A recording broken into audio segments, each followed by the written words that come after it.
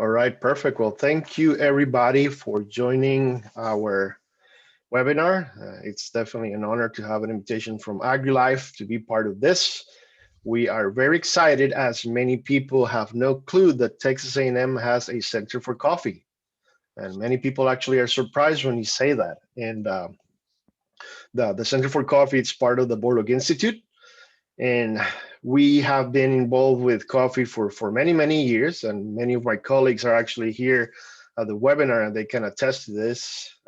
Just to give you a little bit of background history, back in it's either early 2000s or the mid 2000s, the Borlaug Institute was involved in coffee through a US aid project in Rwanda, where after the genocide, USAID and the Borlaug Institute were able to implement a project in Rwanda where the Borlaug was helping the small women coffee farmers. And out of this participation in coffee, we were able to launch at the Borlaug Institute what it was called a CQRI, which is the Coffee Quality Research Initiative, as it was found that unlike, for example, the industry of wine, coffee didn't really have a lot of research going on, or not an effort that was done with the industry. So out of this initiative, the World Coffee Research was created. The World Coffee Research, as we stand today, is one of the biggest, if not the biggest, research organization that is dedicated to researching coffee and how the industry in coordination with research institutions can help save coffee because many different aspects, low prices for coffee farmers, climate change. So the World Coffee Research was looking into how to improve the coffee value chain. A couple of years later, the World Coffee Research became its own independent organization. And for us to continue our work into the coffee sector, the Borlaug Institute created the Center for Coffee Research and Education. So it's with great pleasure that we get to share with all of you what is it that we do here at the Borlaug Institute, of course, and also at the Center for Coffee. So with that bit of a background, let me tell you what is it that I do. I am the program coordinator for Latin American and the Caribbean, and also the program coordinator for the Coffee Center at the Borlaug Institute. And I'm originally from Costa Rica. Been here for almost 20 years and working in development with the Borlaug Institute around since 2010, where I first started working with Dr. Mike McWhorter. He's been a great guy to work with. And at the same time, I'll let Rodrigo do a little brief presentation of his background and what is that he does. Thank you, Eric. I've been first with the Center for Coffee Research and Education for about 3 years, and then the Borlaug for about 1.5 years. And I'm managing the Resilient Coffee Project in Central America, where we are testing different coffee hybrid plants and varieties at different geographic locations to validate which location offers best opportunity for these plants to grow at optimal production levels.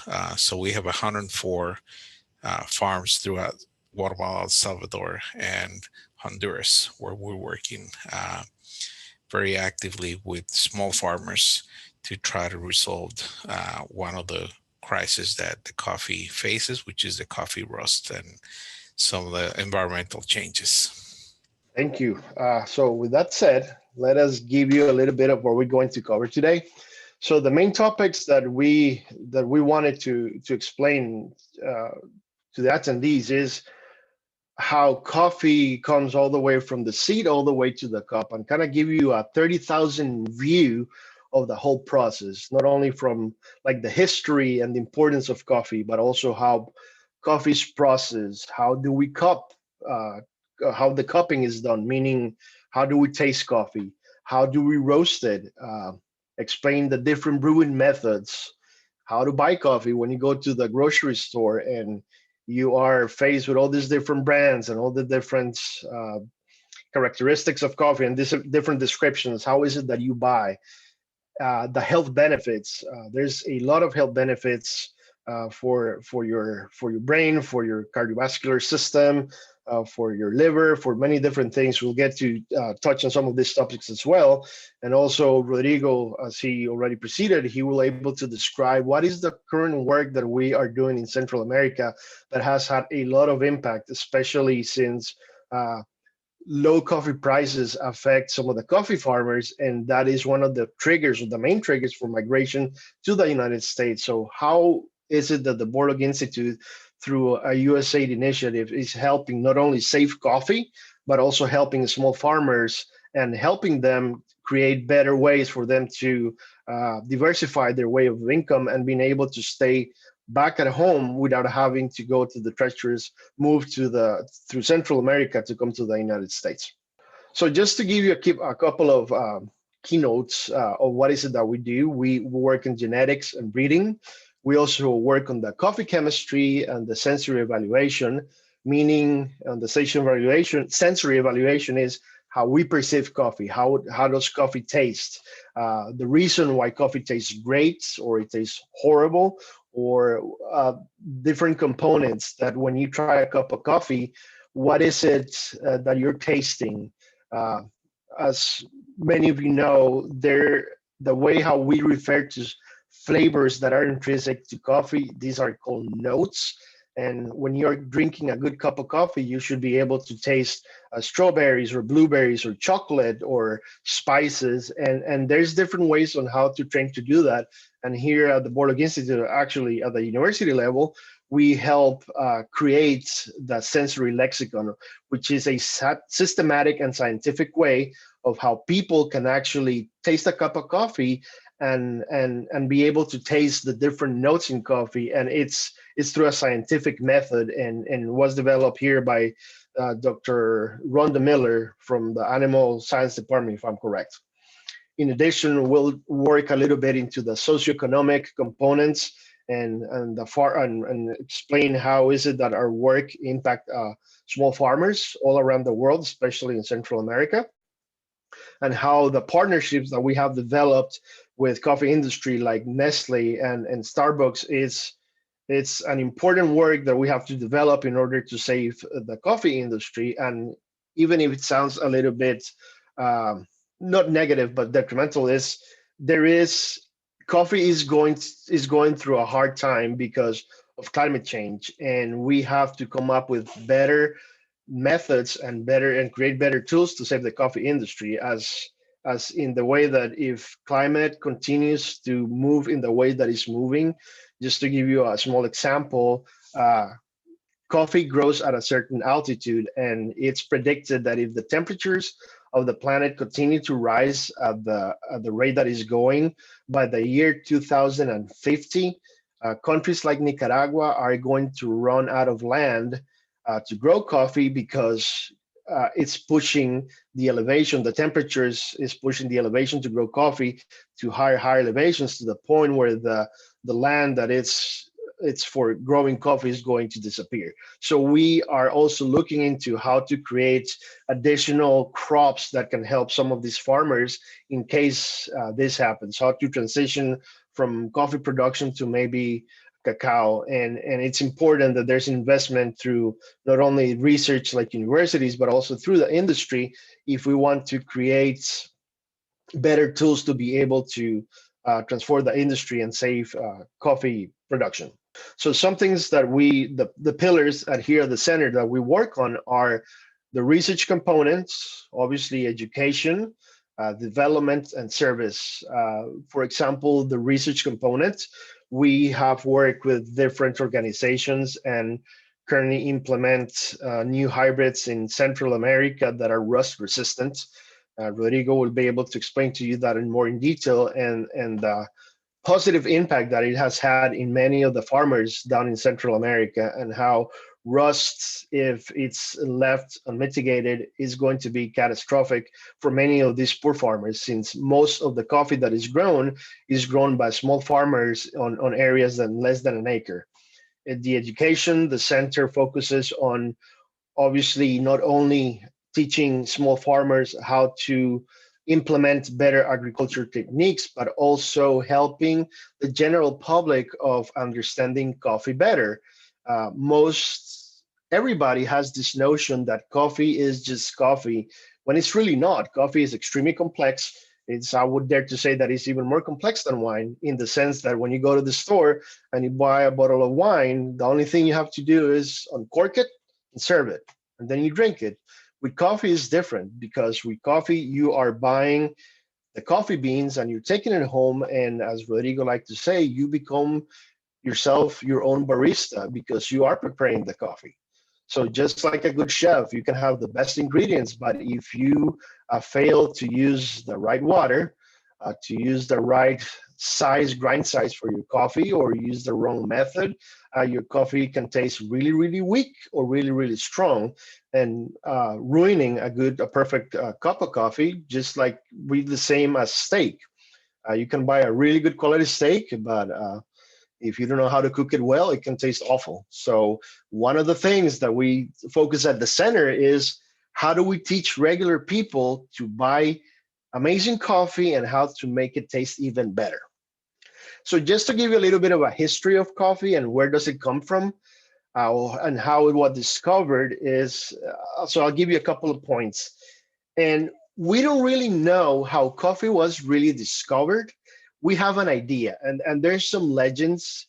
And as you can see, that little goat on the top right hand side of the screen, the legend, or the most accepted legend, is that back in the 11th century in Ethiopia, and we know for sure that's where coffee comes from, a herder named Kaldi, a goat herder, he noticed that his goats were acting extremely energetic after eating these berries. And as he noticed this, he decided to take these berries and take him to a local monastery in Ethiopia. And he had the abbot of the monastery test them. And so the abbot brewed these cherries. And when he drank the cherries, well, the coffee was, or not the coffee, the drink was extremely bitter. So he tossed the drink into the fire. Well, as the fire began to roast the coffee beans and the aroma created by the roasting, then he decided to make the coffee this way. So this is how we, as an industry and coffee experts, like to think as coffee became a thing. And obviously, as it began to expand, but that, like I said, those are legends. It's the most accepted one, but we don't really know how it came to be. From Ethiopia, around the same century or so, coffee production or coffee begins to move into the other side of the Arabian Peninsula, into Yemen. And this is where coffee really just exploded and started to expand. And the modern coffee houses actually started back here through the Ottoman Empire in Arab lands. And it was here, the Arabs, and specifically Turkey, how they made coffee very popular. And it was through some commerce and exchanging that coffee began to move all over the world. Just to give you an example, back Captain John Smith brought coffee to the United States back in 1607 to Jamestown, I believe. But coffee wasn't really popular at the time, because most people in the colonies would drink tea. So the coffee plants this coffee reached the New World around the 1700s or the 18th century. And it's not until like the 1773 where Americans make the switch after the Boston Tea Party. So basically in the US, people say no more no more tea. And they made the switch to decided to start drinking coffee. And as coffee begins to move all over Europe, it became a very sensitive topic, as many people at the time in the 17th century in Venice, they would say that coffee was a drink of the devil. So there was a lot of religious aspects attached to the coffee drink. So on 1615, Pope Clement VIII was asked to intervene, and he drank the coffee and decided that it was so good that he couldn't believe that this was a gift from the devil, so he made it official. And he actually said that he didn't believe that only the Muslims should have coffee. So that is how coffee began to expand into Europe. Eventually, it made the way to the Americas by the way of the Dutch.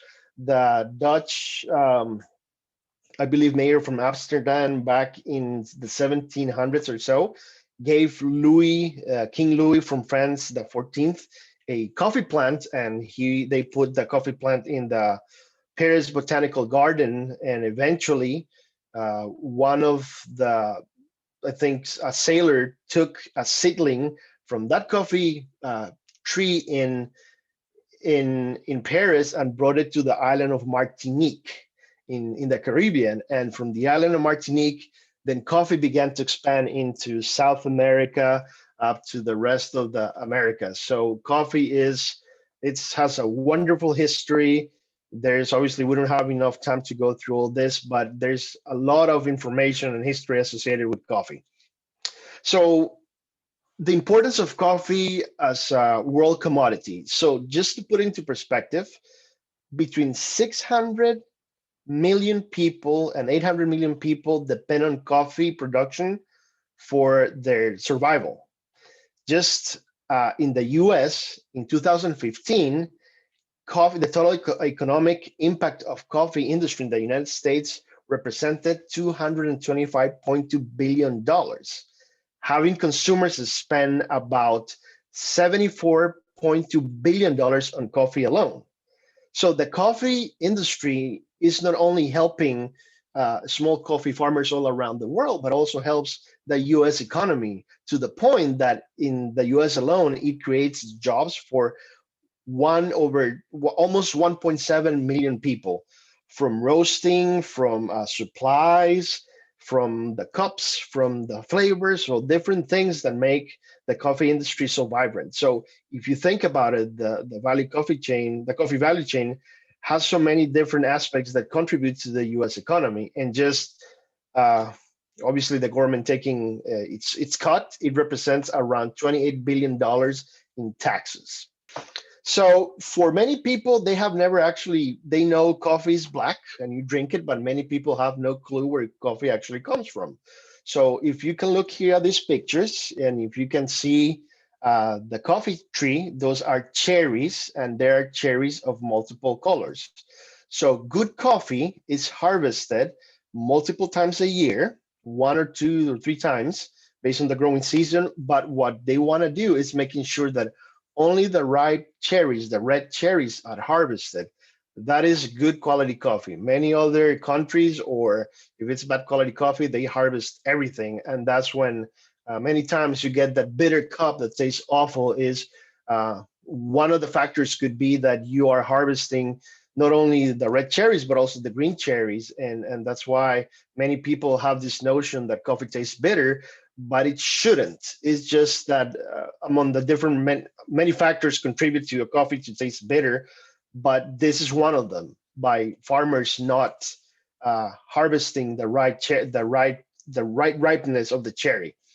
Here in the middle, you can see some of the flowerings, and this is important as well, as this is going to help predetermine what is going to happen for the next harvesting season. So how does a coffee fruit look like, and what is inside the coffee fruit? So as we call the coffee bean, it's actually a seed, and there are 2 seeds that are smashed together. And as you can see in this part right here, there's a sticky substance called the mucilage. I'm going to refer to this later in the webinar, as this is going to be important at the kind of coffee that you people like. You'll be surprised how different many ways we can process coffee, and this is going to be even a bigger testimony of how coffee is just not coffee. It can be so many different things. And so just remember that word. Remember the word mucilage, as we will talk about that in a couple of minutes during the presentation. So just for you to have an idea of the importance or how we perceive coffee, there there are around 120 something species of coffee. Out of those 120, we only use 4 commercially, and out of those 4, 2 are the most important ones. We have Arabica and we have Robusta. There are very different characteristics to each of them. With Arabica, beans are sweeter, they have a softer taste, they have more sugar, they have more fruits. And compared to the Robusta, where the beans are stronger, they're harsher, they're bitter, and it's sometimes when it's described has like a burnt or roasted taste, kind of burnt wood, grain-like and bitter. On the Arabica side, each tree yields 1 to 1.5 of roasted coffee versus the yields on the Robusta, which will yield about 2 to 3 pounds of coffee. So it's almost double. And this is important as nowadays, many companies, what they do is that they mix both types of coffee. And the reason they do that is because Robusta is a much cheaper coffee that yields way more. That way, when you go to the store and you buy those big cans of coffee that are super cheap, but you're getting most likely the mix of both. And that is usually the coffee that tastes pretty bitter because it's a way for companies to sell more for much, much cheaper. One of the advantages that Robusta has over Arabica is that Robusta is more disease and pest resistant. And the reason is because it's because of its higher content of caffeine compared to Robusta to Arabica, which the content of caffeine is much, much lower at 1.1, 1.8% versus the 2.4% of Robusta. And in that sense, many of the issues that we have with coffee nowadays is that most of the coffee that we grow in Latin America and in Africa is Arabica. And while it's a better quality coffee, unfortunately, it's more prone to diseases where Robusta is not. The market for Arabica is about 60% versus 40% of Robusta. So here a quick description of how we move from the nursery to the plantations is we grow these seedlings and grow them in a greenhouse, and then when the plants grow to about 24 inches, then we move them into the fields. I'm trying to go a little bit faster because I know that we have a lot of ground to cover. So there is different kinds of the way we grow coffee. There's the shade coffee versus direct versus direct sun, and the shaded coffee is better because it creates micro ecosystems that provide natural fertilizers, natural pesticides and herbicides. And what that does is that for the farmers, it helps to decrease the need to purchase these compared to the direct sun, where you don't have these micro or ecosystems where the shade will provide this. So when you have direct sun, you have farmers they're going to have to invest more of the resources into buying fertilizers and chemicals to grow their coffee. In addition, this shaded forest for the coffee provide habitats for birds. There is actually a slide or a website that shows you how the migration of birds go through the whole year in all the Americans and how these ecosystems are very important for bird migration. So we have 2 ways of harvest coffee. You have the traditional way, which is the higher quality, and then you have the technified way. The traditional way is pretty much hand picking the cherries versus the technified way, which is with a machine. Most of the coffee is picked traditionally, and only so much of the coffee you can actually do through machinery. The reason for it is that most of the coffee that is grown are grown in mountainous areas, and the places where you can actually use machinery, which are flat, and this is more, it happens more in Brazil, where you have these these areas where you have flat, uh, higher elevations where are flat and you're able to run machinery. But otherwise, most of the picking, the harvesting of the coffee is done manually. The coffee ripening, as I was showing you in the past slide, we want to make sure that we are only picking the coffee when it has uh, when it's ripe at the right level. So as you can see in this slide right here, this is where we're trying to aim.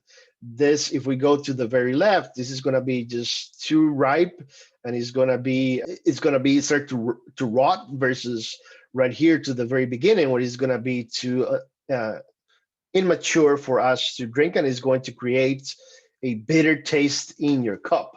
For the coffee harvest schedule, we have different seasons depending on the area. For Central America, the common harvest season goes from December all the way to the end of March or April.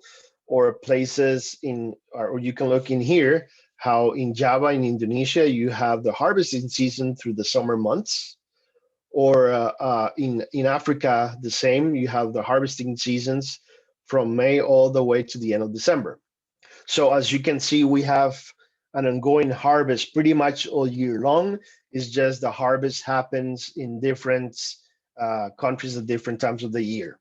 So coffee, as I was saying, that is harvested by hand. If to put it into perspective, expert coffee picker could harvest up to 200 pounds of fruit each day, and that would be equivalent to 33 pounds of green coffee beans and 27 pounds of roasted coffee.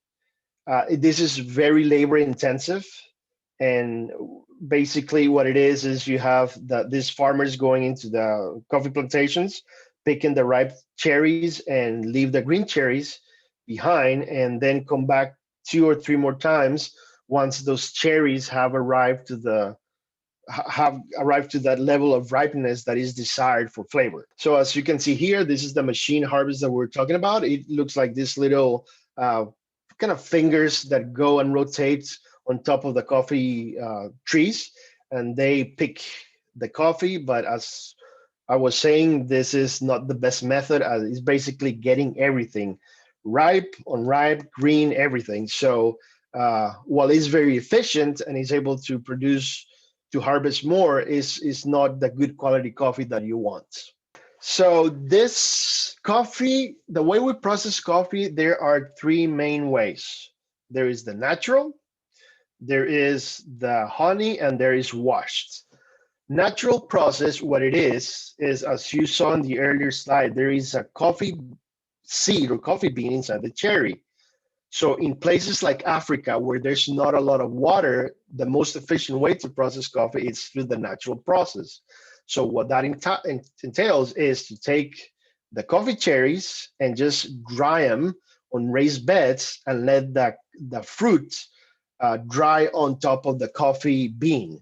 Eventually, after about 3 weeks or so, the fruit is removed. And what this creates is a coffee that has a more fruity tone. So whenever you go to the store and you buy a bag of coffee, it's going to say if it's natural or dry, if it's honey coffee, or if it's washed coffee. So when you see the label of natural, that's what it means. The coffee cherry is dried on top of the bean, and that is going to give you a more fruity flavor. It's going to be reminiscence of blueberries or strawberries or blackberries. So for those of you who think that coffee is bitter, that is absolutely not true. If you buy a natural coffee from Africa, where it's very common, you can find different flavors that are completely new for many people.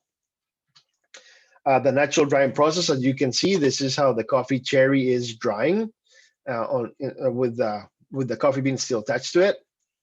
And it goes about 3 to 4 weeks for the fruits to be completely dry. Then the honey process, and this is what I was referring earlier, the sticky substance, the mucilage, that is a sticky substance attached to the coffee bean.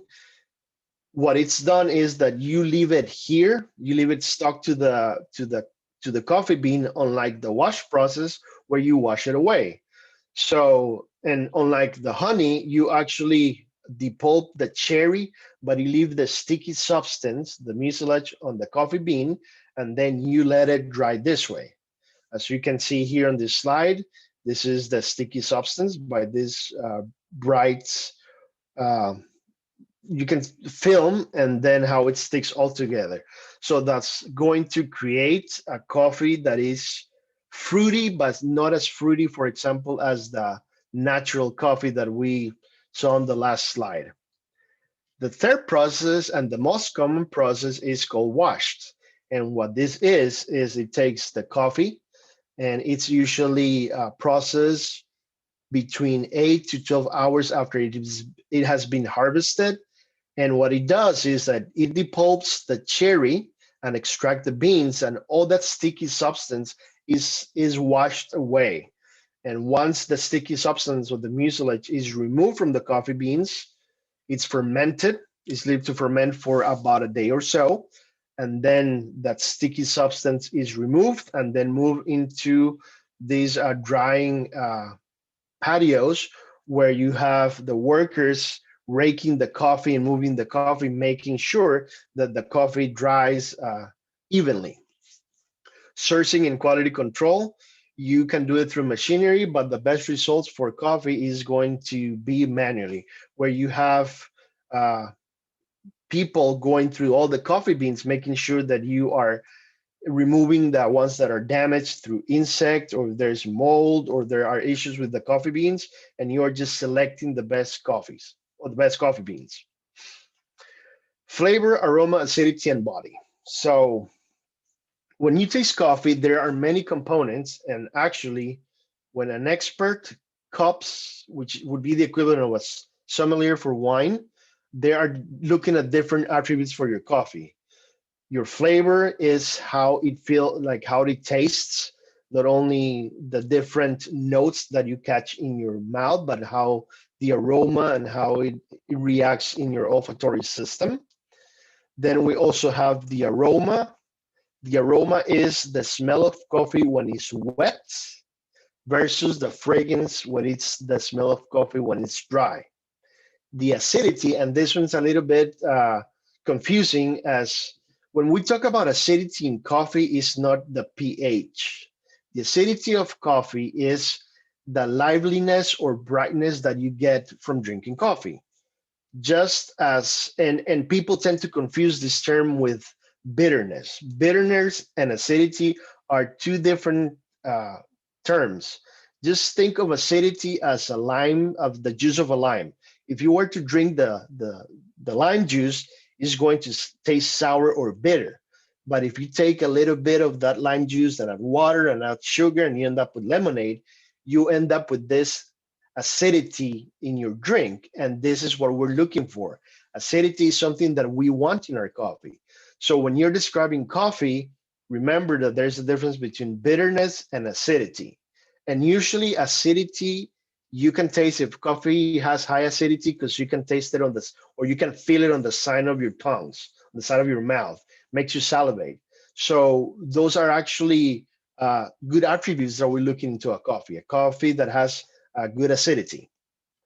The body is the mouthfeel. How does it feel when you drink it? Is it heavy? Is it light? Kind of think of it as milk, like skim milk versus whole milk. Skim milk obviously feels lighter in your mouth, versus whole milk feels a little bit heavier. And that is very just, it's going to depend on the brewing method. For example, if you heard of the French press is a metal mesh that has really big holes, and a lot of the oils go through the coffee, and those usually feel heavy on your mouth. Versus a Chemex, which is a pour over process that has a filter that is very, very thick, and that traps a lot of these oils. So you end up with a coffee that is more like tea, very crisp, very clean. And it actually, some people, the first time they try a Chemex or a pour over coffee, think that the coffee is weak, and it's really not. It's just that it's not as heavy as what people are used to. And actually, with this kind of lighter coffees, you are able to taste more of the fruity flavors. Compare, for example, to a French press where you might taste more of the chocolate notes or the caramel notes versus the, for example, Ethiopian honey coffee with a Chemex or a pour over Chemex, and you'll be able to taste more of a coffee that is more reminiscent of tea with lemon. This is how we export the coffee. Once it's dried, it's ready for export. We call it green coffee, and we put them in these bags, and they are ready to export and either to Europe or the US, ready for roasting. And with that, I would let Rodrigo continue as he is one expert on roasting, and he's been doing this for many years. So with that, Rodrigo, I'll let you take over. Okay, can you do next? So this is an example of different roasters. The ones on the left, they're called sample roasters. You usually roast just a very small amount, less than half a pound. And that's where you create the profiles, which means how the coffee should be roasted to maximize aroma and flavor, or at least the desired aroma and flavors. And as you can see, they have different sizes. These are more of the type of roasters that are used for specialty coffee. Commercial coffees will do thousands of pounds per every 15 minutes. These ones will do only 15 to 20 every 15 minutes. Next. So these are the names, or how it looks when the coffee is roasted. They started out green, and they start turning yellowish as they absorb heat, and they go all the way to dark roasted. And ideally, a medium roast is what is desired, and I will just show you what that means. And that happens after what we call the first crack, which you can actually hear is kind of like popcorn sounding. If you go to the second crack, you will be at a Vienna or darker roast here. So you're going to be able to see some of the oil sweating out of the coffee itself. So this is the aroma and flavor intensity chart. This actually shows what degree of roast maximizes aroma and flavor intensity.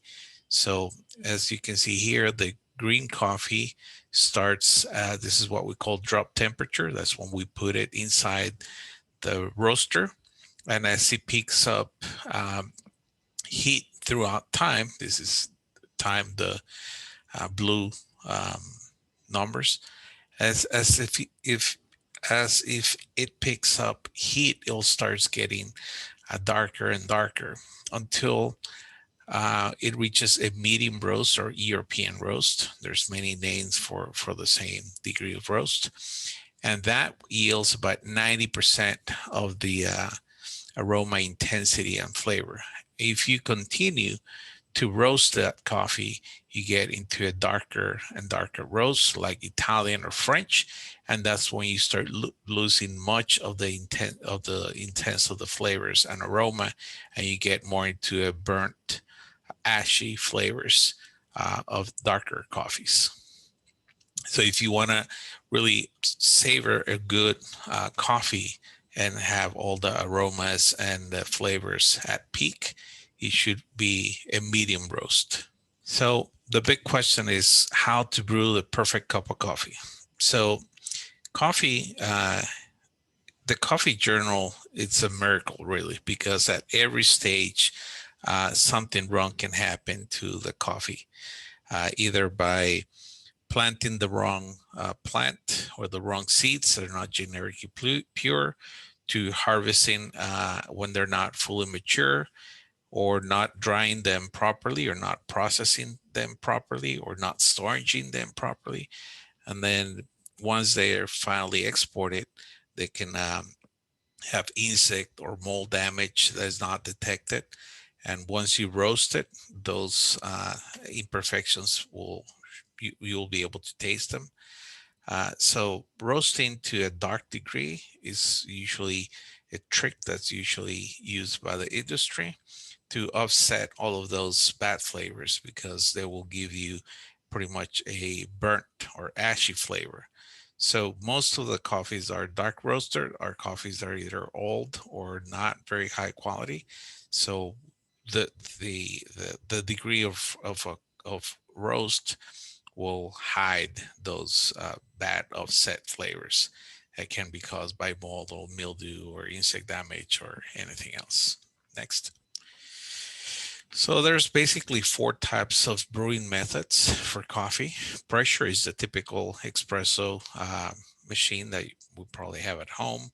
Steeping would be like a coffee bag. French press is not. I'm sorry.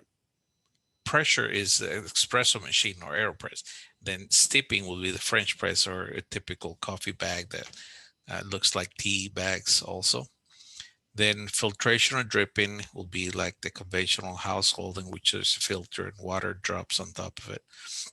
And boil will be like the cowboy and Turkish type of coffee.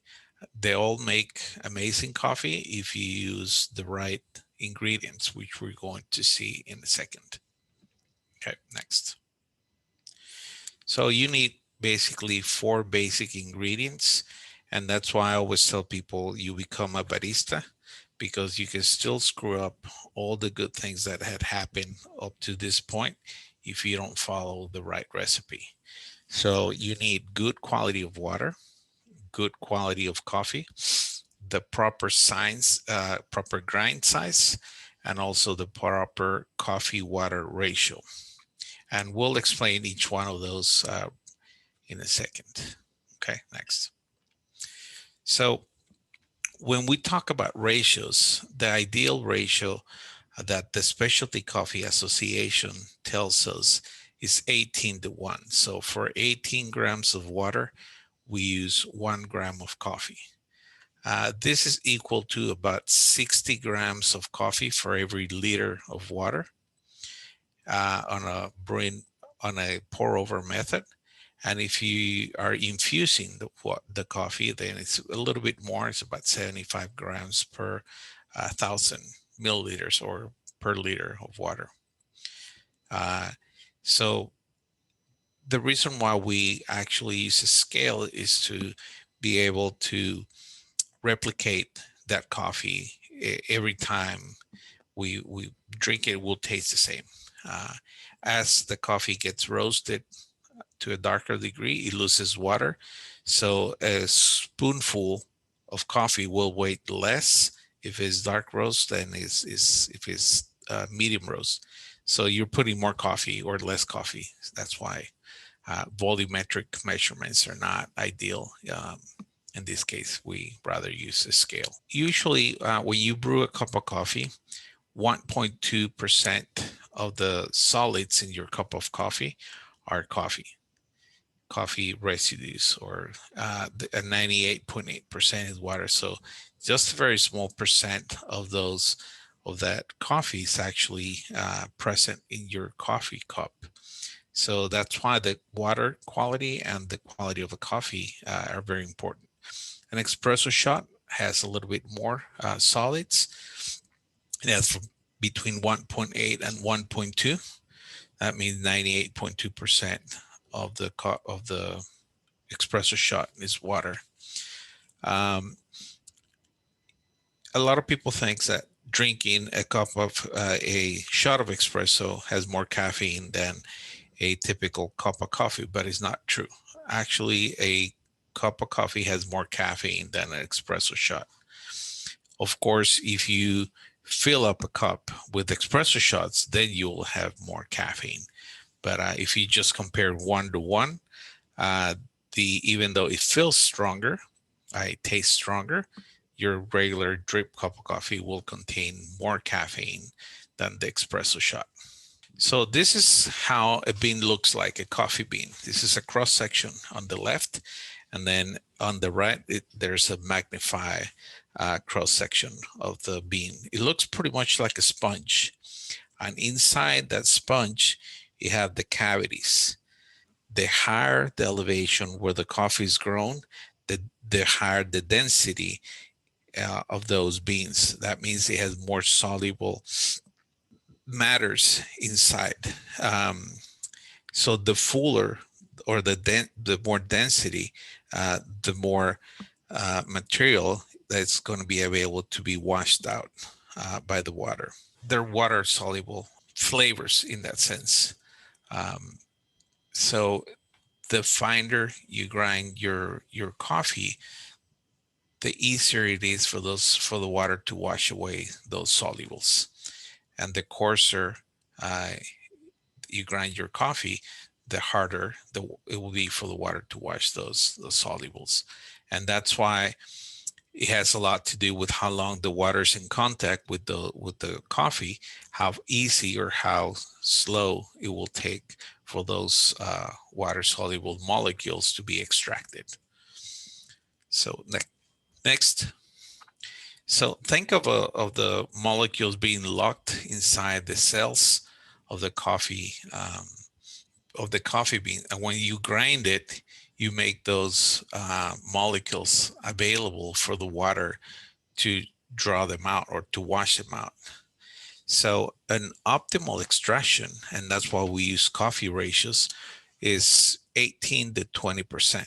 That means that between 18 and 20% of the mass or the original weight of the coffee is actually extracted and is dissolved into your coffee cup. If less than 18% is extracted, your coffee will taste a little bit weak, a little bit salty, even a little bit sour. And the way you correct that is by grinding a little bit finer or doing a longer brew. And it's completely the opposite. When you do an over extraction, it'll be a little bit more bitter, powdery, and then you need to have to correct that, offset a little bit of a coarser grind or shorter brew time. So this is just an example of different brewing methods that are available, and each one requires, it's a little hard to see, but coarser coffee to finer coffee. So Turkish is here, finer, and then French press will be somewhere on here. And as you can see, they all have different brewing time. This is 3 to 5, 2 to 3. This is 5 to 10 minutes. One tip I give everybody, most of us have a machine with a heating pad underneath at home. Well, once the coffee is brewed, take it away, pour it into a thermos, because if you leave it under if you leave the heating pad on with the coffee, within 30 minutes, that coffee will be burnt. So no matter what kind of coffee you use, you're going to burn your coffee right away. When I talk about water quality, it's really important to mention that there should be no odor on the water. There should be no chlorine. Chlorine is very bad for coffee, but also the total dissolvable solids should be around 150. Water incrustation is around 300 to 1,000, depending upon the time of the year. And what that happens with such a large number of solids is that there's too many minerals in the water, and that will cause that those water soluble molecules will be attached to those minerals and will give you or yield a offset taste on your coffee cup. More than likely, you'll do an over extraction. pH is also important. But overall, if you have a good filtration system, not an RO, because the RO will strip all the minerals that some of them are needed, as we see here, that we need about 150 solids, total dissolvable solids. So I'll say spring water or just any filtration system will be much better than using tap water. This is just an example of 3 different types of grinders. This is kind of like a household grinder. It's ideal for a house. You can, it has a dial here that you can set up your coffee grind for different sizes. This is more like the one you see at the supermarkets. And this is just one that's specialized for espresso machine, really fine grind. We're going to skip that one for lack of time, but it's about a specific method called Chemex, how to brew it, but we'll move forward. This is, again, the same concept about having just a percentage of your coffee solids extracted. So if you are at that 2%, 1.8%, or between 1.8 and 2% of the solids extracted, you're at optimal. If you under extract or over extract, you still, it's either too weak or too bitter. Okay, next. That's pretty much the explanation of the chart. Let's move forward because we're running out of time. So this is important because coffee is good for about a month. So if you see here, if you have beans that are whole beans and they're stored at an airtight jar around -10 to 10 degrees Fahrenheit, within a month, they'll no longer be fresh. Then if they are grinded and they're still stored on an airtight container at cold temperature, within a month, the first thing that they will lose is the aroma. But if they are kept at room temperature, the same beans within a month will be slightly staled. And if they are ground, within a month will be staled. So coffee overall, if you grind your coffee or buy coffee at a supermarket that's already grinded, more than likely it will be stale by the time you consume it. That doesn't mean it will be harmful, but it will be staled. So what's the difference between specialty coffee and commercial coffee? These are just some of the things that you need to look for in a label, such as brand, then where it comes from. In this case, it's Ethiopia. Excuse me. The region in this case is Amaro, Ethiopia, Amaro. Elevation, how high it's grown. Remember, the higher it grows, the best coffee. Some cases, the variety of the coffee, if it's Arabica and what kind. Process, if it's dry, natural, or honey. It gives you some of the notes that you'll find in that coffee. If it's roasted light, medium, and dark. If it's whole bean, most of the coffee that is good quality, it's only whole bean. Size of the bag, date. They always put a date because it shows freshness. And this is just another example. You know, you have the bag name, the name of the coffee, altitude, type of beans, if it's roasted, and so on. So those characteristics are present on coffee bags that are higher quality. So this is our typical commercial coffee. If you look at it, it doesn't really show much. It shows you, in this case, that's medium. This case, it doesn't show anything. It doesn't tell you where it comes from, when it was roasted, or if it's Arabica or not. In the case of folders, I have one right here that we use. It's nice enough to see that's 100% pure coffee, but it doesn't tell you what kind of coffee. So just to give you what to look for when you buy your coffee, if you want to know where it comes from, how fresh it is, or what's inside, well, you should look for those characteristics on the label. Okay, next. When we get into health benefits, coffee has a lot of health benefits. Here are a list of them.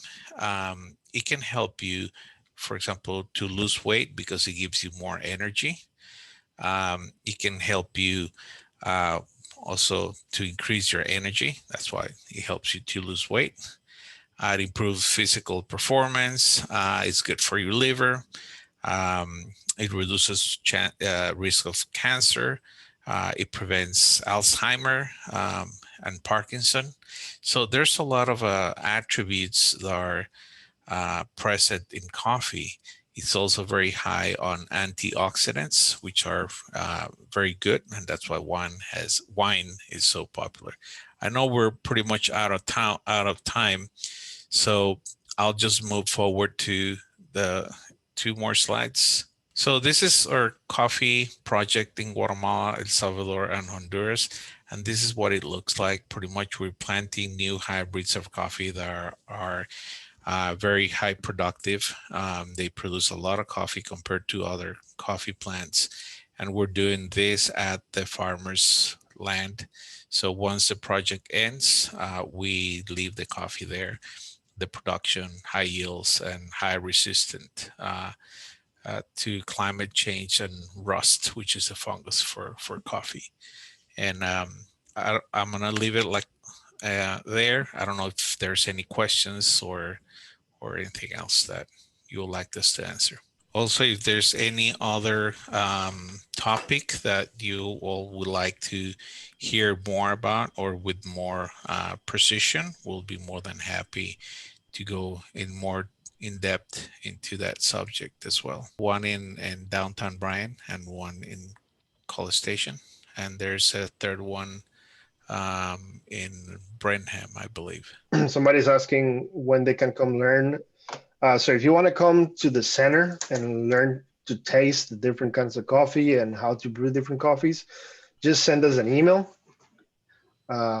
It's at info@tamucoffee.edu, or send Rodrigo or I an email, and we can schedule a time where you can come down and we'll brew different coffees from all over the world, the different process, either honey, washed, or natural, and we'll teach you in more detail. It's we try to condense as much as we could, but there's a lot of information to be shared. There are quite a bit of home roasters in College Station, and there's a lot of different methods that you can use. You can use something as simple as air popcorn, like the old ones.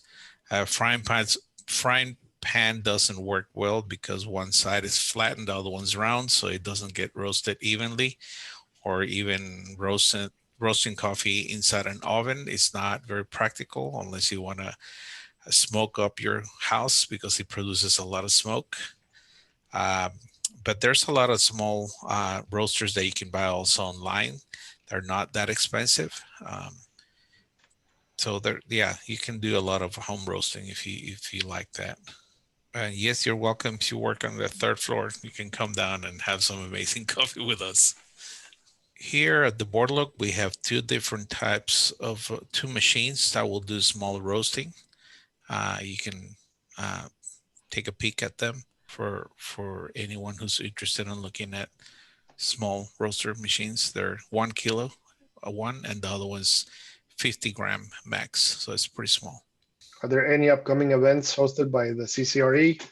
We're trying to work on that. It's with COVID.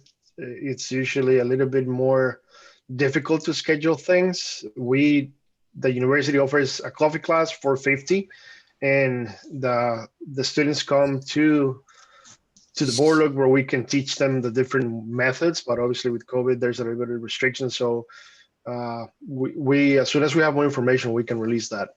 I'll say better coffees. There's a lot of brands out there. I would say just pay attention that it says specialty coffee, or it shows you where it comes from, when it was roasted. But that there's no one brand really better than the other one. And yes, there is a coffee club for students. There's not a coffee club for which would be pretty amazing for everyone to join. Also, if during the week is not feasible for any of you to visit, if you send us an email, we can schedule something for the weekends. We've done it before. It's just we just need to coordinate with enough time so one of us can be at the center. Okay. Well, thank you so much for listening. And like we said, if you want any other information, we kind of went through everything really quick, but we'll be more than happy to get you more information on any of the subjects related to coffee.